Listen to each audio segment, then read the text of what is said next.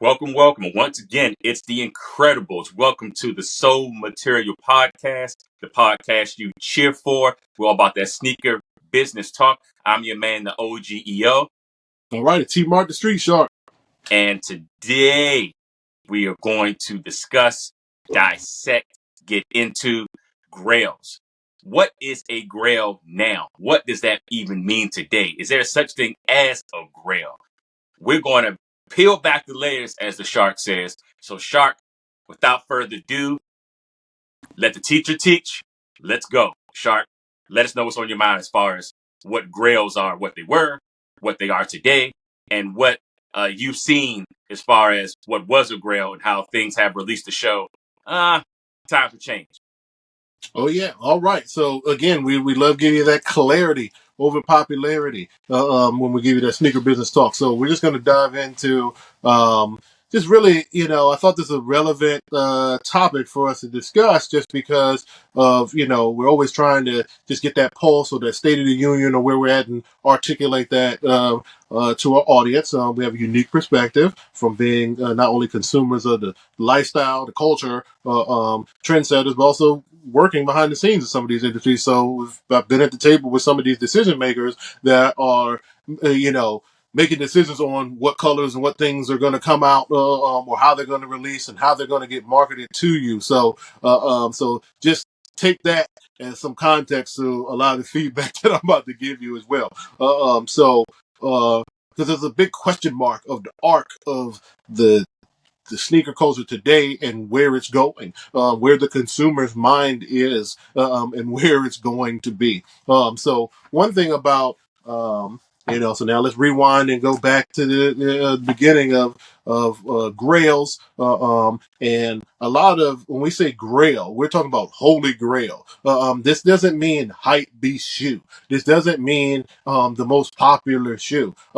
So one thing about what we always tell you in many of our episodes is your personal stories. All right. So one thing that was very acceptable in the culture was that as you as an individual get to label your own grails. And that's okay. That it was like encouraged. Nowadays, it's like some magical standard just says what things are and what gets put on the pedestal. But when sneaker culture was underground and then bubbled to the surface, you had to have popularity and like consensus amongst the underground to say, this is a thing, the pigeon dunks, like those type of moments. And it usually was like pre-internet that we're talking about, because the viral nature back in the day was word of mouth, which means you had to touch it, you had to acquire it. Somebody had to see something to tell the story to get around town, and then people want to buy that shoe. A lot of times the Grails could have started with if it was a basketball shoe. We've told you about having moments on the court. All right, the flu game. All right, and then that the flu game Jordan 12 might turn into a Grail shoe. The last shot, that could be a Grail shoe. Because so I would say a lot of Grail shoes might the probability of something becoming a Grail had to do with a moment, or just something, a moment in time, or a commercial, or Penny Hardaway or something, or it's usually like the first one that gets you that Grail status. And then we moved on late 90s, early 2000s. I feel like Grail started because, that's when more music started to be influenced. So there were so many more influences going into what colorways and what things came out. And then you had to introduce a couple new players with the Kobe's and the LeBrons to say Grail became not necessarily, it was mixed with a moment with some limited access, and some of that limited access because we started to, especially when Jordan brand, late 90s Jordan brand became a thing, and then that made it more sport lifestyle, and so some of the iterations started to be purposely for court and off the court, let alone other models. So when you do those takedowns or low top models, so a Grail could have turned into something that was just limited, a shoe that friends and family that you only saw on a particular player. So for this story, I'm actually just going to start with something that's out now. But since we're still back in time in this conversation, yeah, I'm just going to go with the LeBron 2. This is, they call this the Beast, with the mixed safari print. And we got the King James moniker. And this is the first King James. Aside from the Air Zoom generation. This was the first shoe technically with his name on it, like the LeBron too. The first shoe was just generation, right? And we remember him sitting on the throne, and a lot of lion king imagery came with that. So this was the shoe. It never came out. So it was like there's only 30 of these and whatever, friends and family, and you only saw LeBron wear these like once or twice off the court, never on court.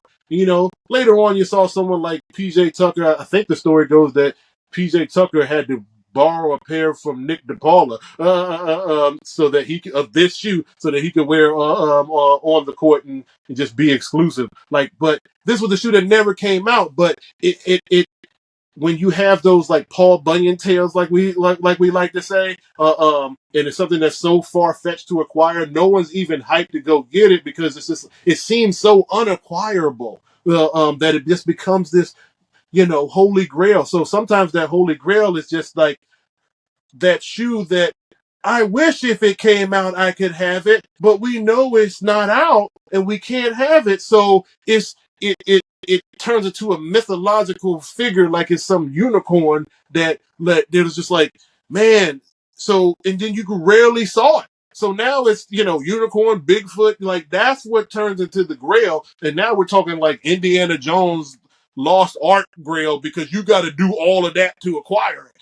You got to go through the Temple of Doom and everything just to get to that to acquire that. So in a nutshell, that was a little backstory of Grails and where it went and some of the takeoff of how it. I feel like from our vantage point on how it changed and my rhetorical question for our conversation is now that we got some of that history down, these are sitting on the shelves, right? And they're probably going to go on sale. If not, a couple boutiques already. But the rhetorical question is, isn't this what we wanted?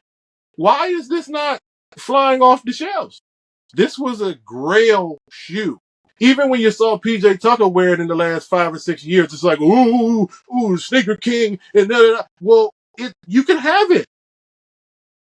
Maybe it means more to me because I was around when we couldn't have it, but and a lot of people never even saw LeBron wear this model, let alone feel a certain way about this particular shoe. There's a lot going on. I understand. It's not for everybody, but it's for me.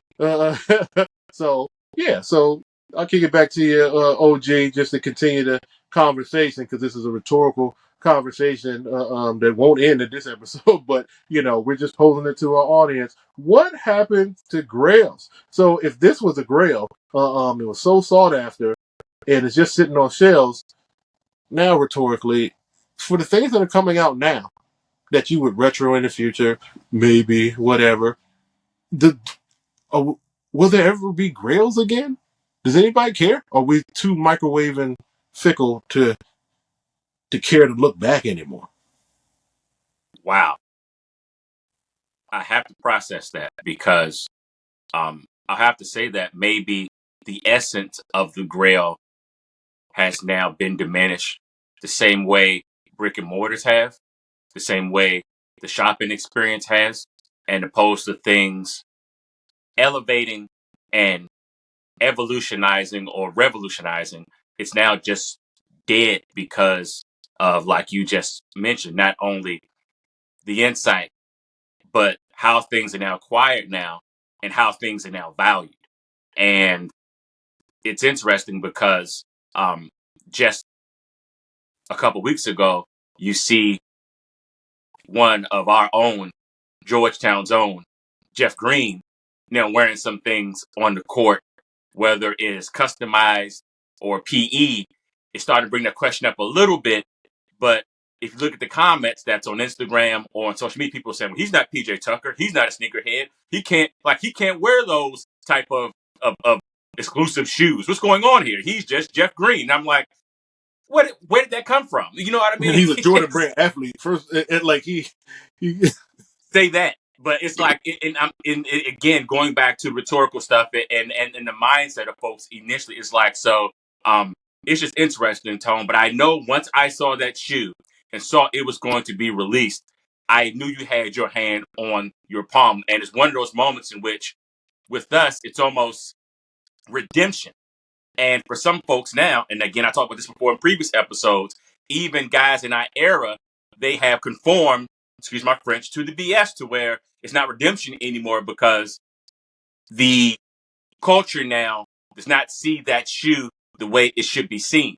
And I'm like, so were you in the culture or in this game for the right reasons in the first place? Or have you just converted to the BS? Because it's a whole lot involved. And again, it's peeling back the layers, Shark. But it's interesting because I was expecting, even before that LeBron, the shoe that distinguished what a Grail was for me and what it meant to other people and what it meant to people in our era that changed or converted was the South Beach. And once that retroed, it was, if you didn't get them early and you were an old head, people were saying once they released, it was like a fizzle to where it was easy to get them for retail at Foot Locker. And I even had pictures of when they were literally on the shelves at Foot Locker. And I was like, what happened? Because the South Beach was one of the most grailed shoes for anyone, LeBron fan and so forth. So I'm just well disappointed, Tony. that's a good point. All right, so you talk about the South Beach Eights, LeBron South Beach Eights, right? That was a Grail like real time. Right, so Really? that's to my point of what we're saying. Like, what's coming out that's like instantly in this same season, Grail, like sought after. People are doing whatever to go get, right, because the people that are going so hard for sneakers, there's too many of them now. They're the resellers. Oh, okay. So like, where's the customer that wants it so bad?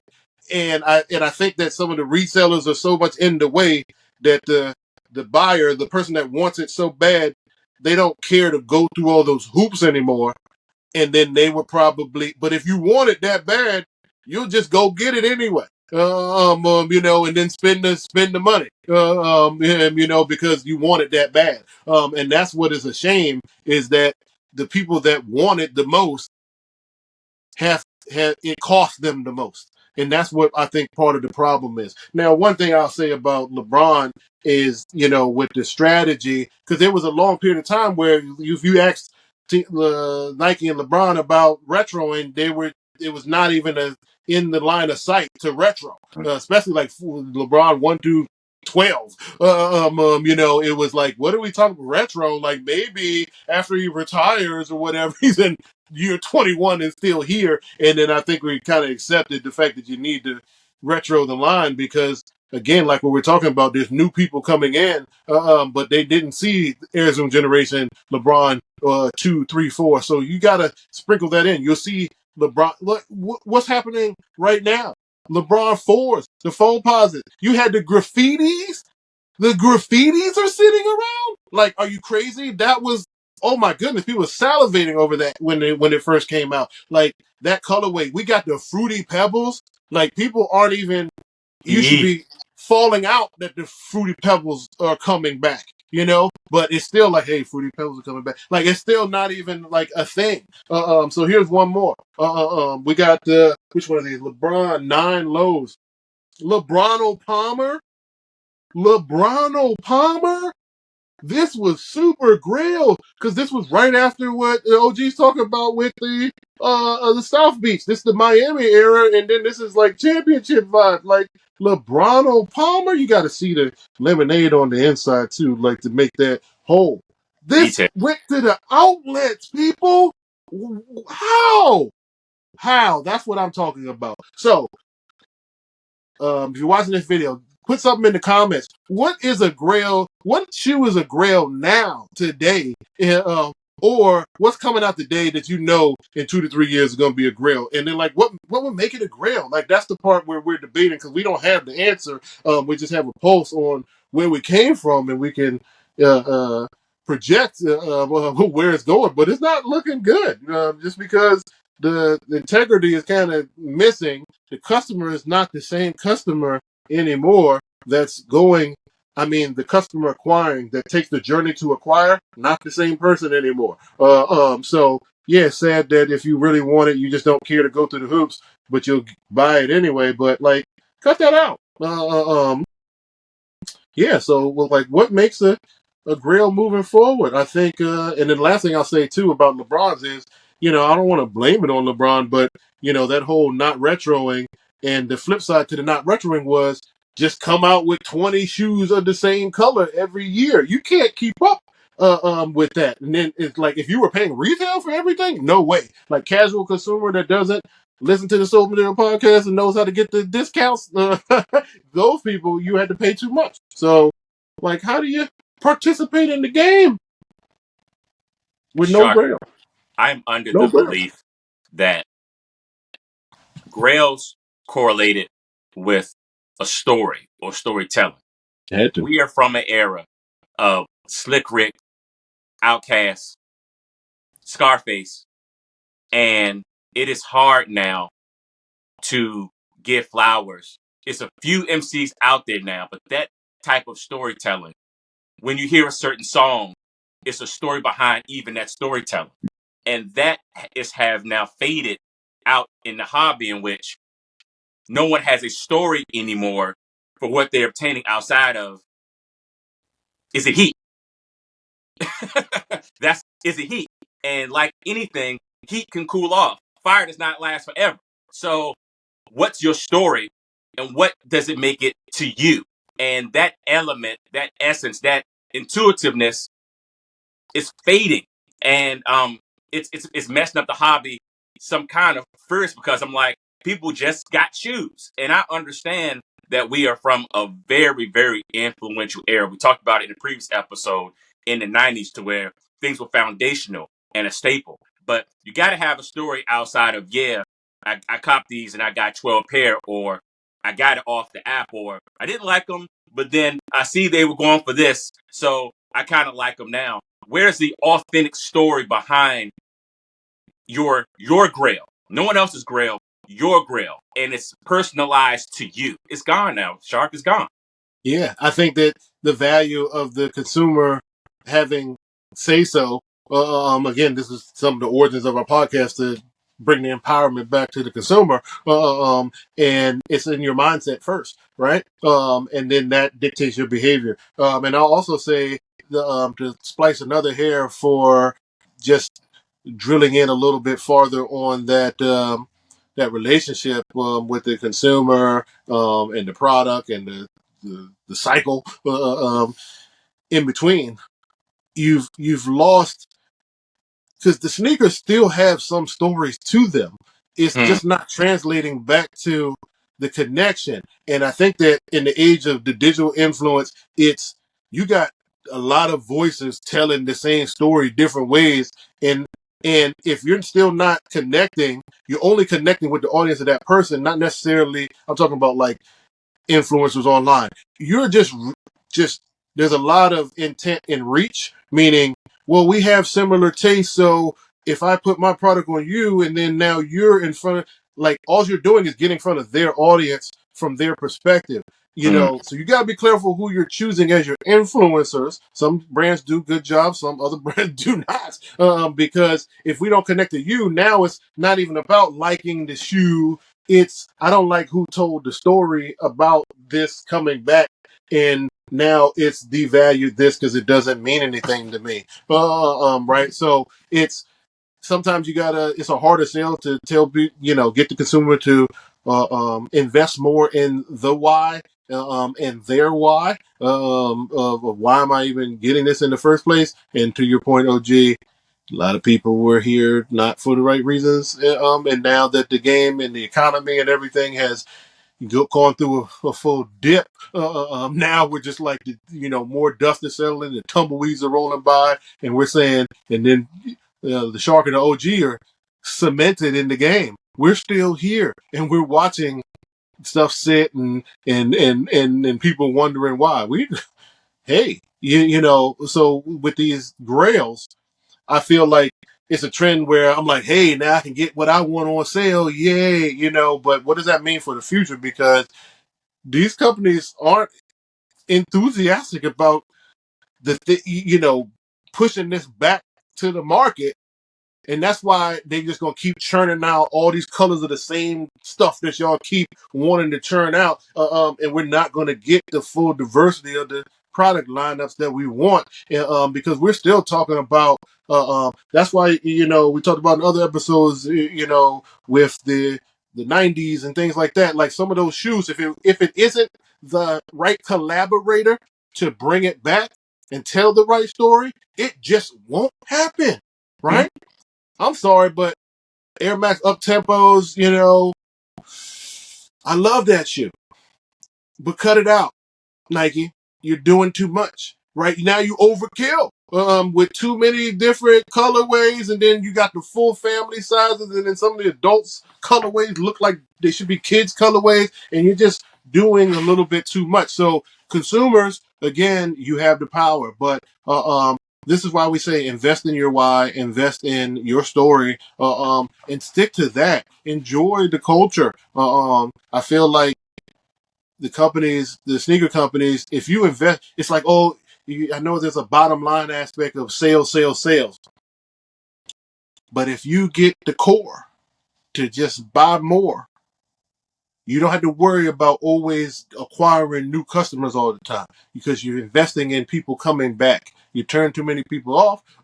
So I say speak to the people who buy and keep buying, that have been here. Reward us.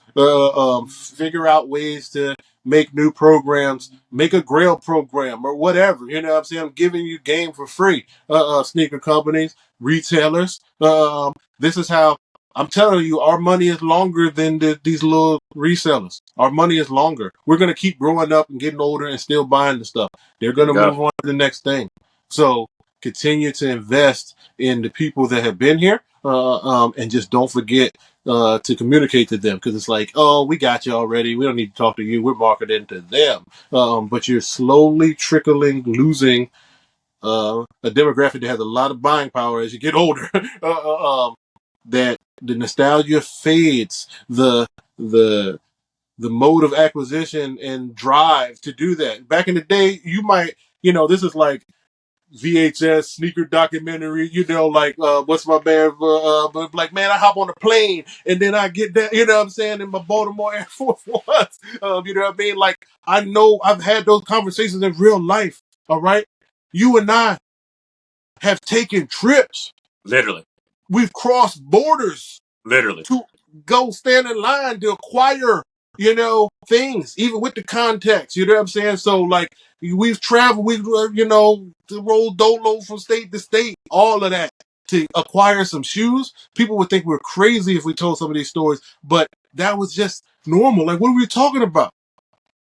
So again, our version of a State of the Union. We're questioning what's going on with Grails. We know where we came from, but where are we going? It doesn't. It looks like the Grails are, it's just a museum artifact at this point in time, just collecting dust, and it's the woolly mammoth of the of the sneaker culture.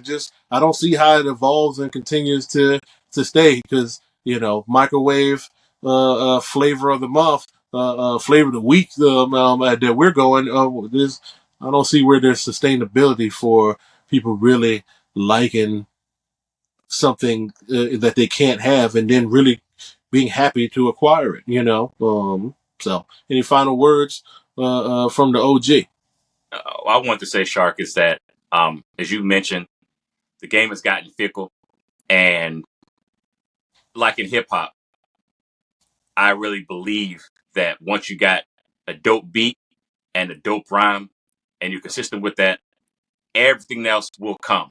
But like with anything else, once you deal with the cycles of things being like the flavor of the week or popular this time and so forth, is you have experienced, I've experienced, the hobby has experienced the classics, and the essence and the foundation is what it is. And I'm tired of this cycle, man, of having to regurgitate and go back to, as you always say, back to the fundamentals. The game will always be the game.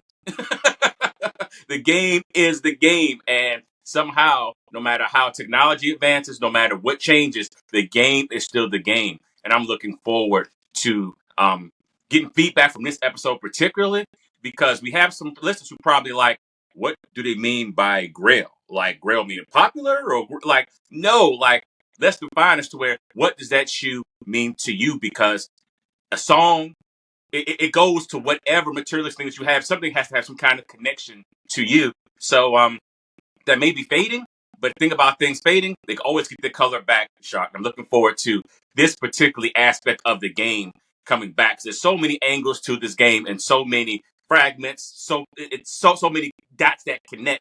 I'm waiting for this Grail thing to connect back because your story meant something to me because it's your story. I'm wanting that back in the game. They want to hear your story, and it's not based off of popularity or because someone else wanted it or what is the story. So Grail equals connections equals story. Folks, you Yeah, listen to Soul that's how you Material. make Bring sneaker it back. friends. That's how you make your sneaker friends, Bring it and back. sharing those stories. Whether they're family, and meeting those new friends. Again, this connect is we're losing connection, and the interaction point. So let's see how we can revitalize that and bring it back. Hopefully, this conversation helps start and spark a new wave. And let's get the conversation going. Bring Grails back. That means you have to care about something. Tell us what that is. So don't forget to like and subscribe, and check out the Soul Material Instagram page for even more exclusive clips. But till next time, friends, it's T Mark the Street Shark signing off. And OGEO. Peace to you. Sneaker business talk. It's the Soul Material Podcast.